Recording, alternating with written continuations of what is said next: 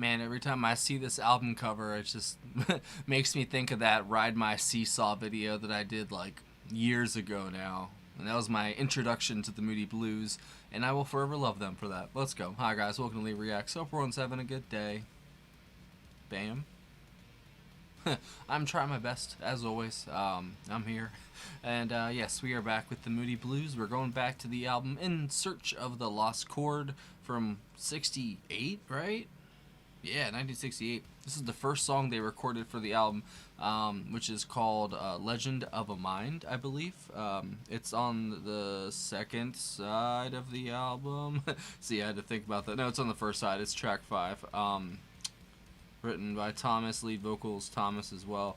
I know that this album is obviously a precursor for a lot of other progressive concept album rock stuff like this. And all the stuff I've heard from them has definitely been groundbreaking in its own way, you know, so I'm excited to hear this. I already have high expectations. I believe this is a request from our patron Tom, so thank you for your request, Tom. I appreciate you. I was going to do another one for you, but it didn't end up working, so I picked this one instead because you already had the slot, so let's go. Don't forget to leave a like, comment, subscribe. I'm trying to play dead right now, so the record labels don't notice my channel exists and ban it into existence, or out of existence, I should say. So, yeah, leave a like, comment, whatever. Legend of a Mind, the Moody Blues. 3, 2, 1, go.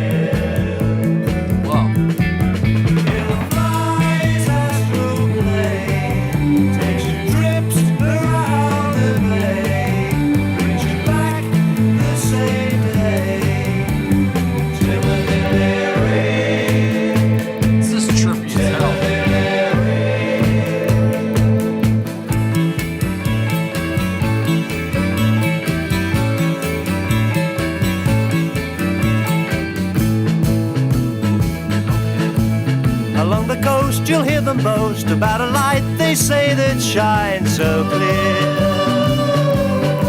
So raise your glass, we'll drink a toast to the little man who sells you thrills along the pier.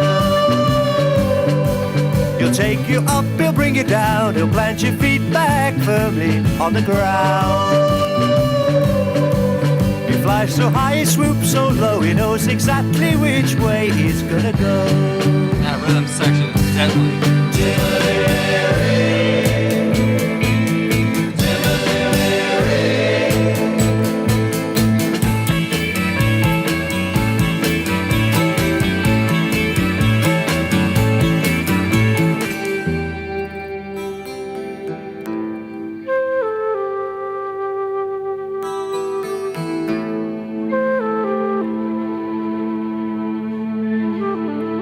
This is truly like a sonic experience.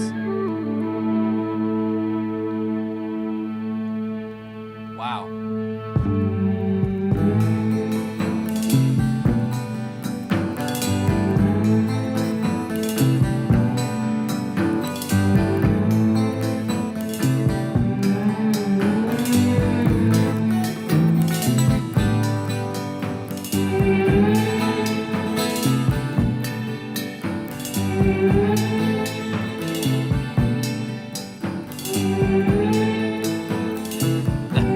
God damn. You get totally lost in that.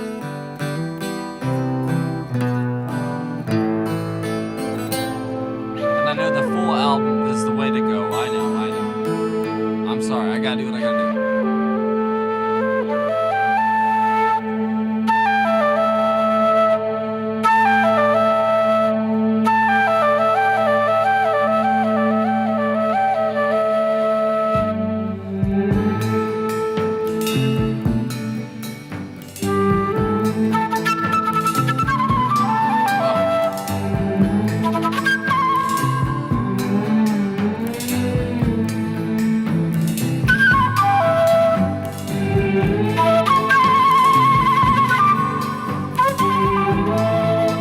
I love me some flute. Not like that. Fucking weirdo.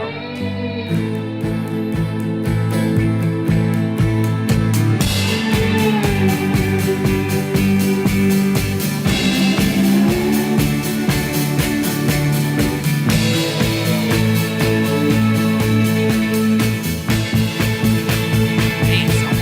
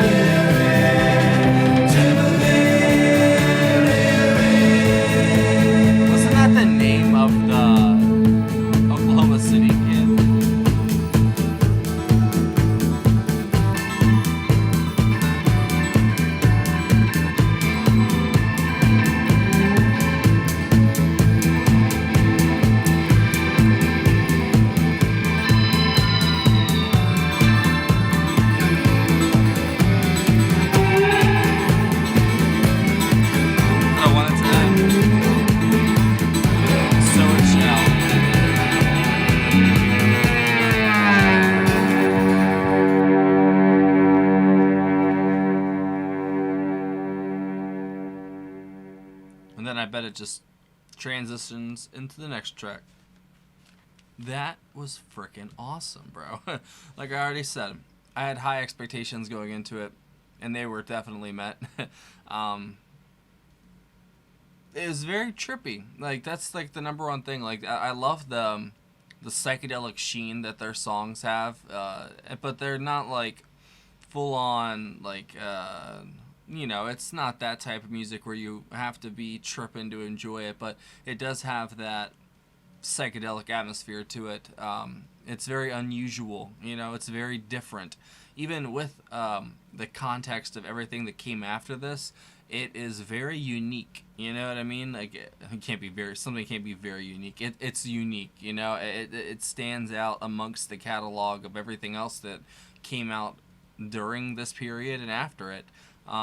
It's got a very peculiar sort of flow to it, you know? It's not a streamlined kind of song or, you know, with a normal concept of a song. It's, you know, it's a full concept album, so, you know, there's pieces that probably, you know, come back and have reprises and such further down the line, and, you know, it all builds on each other, you know, and some albums are just a collection of songs, you know. This isn't one of those albums, and I know it's a better experience listening to it all the way through, but I can only do what I can do.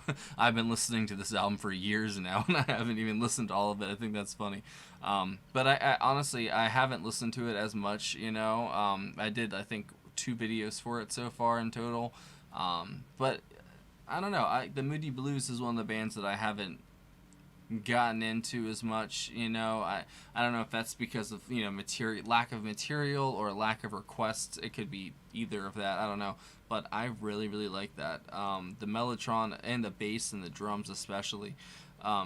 So it was Justin Hayward on 12-string guitar, acoustic guitar, electric guitar, sitar, tablas, piano, mellotron, harpsichord, bass, percussion, and vocals. And the kitchen sink.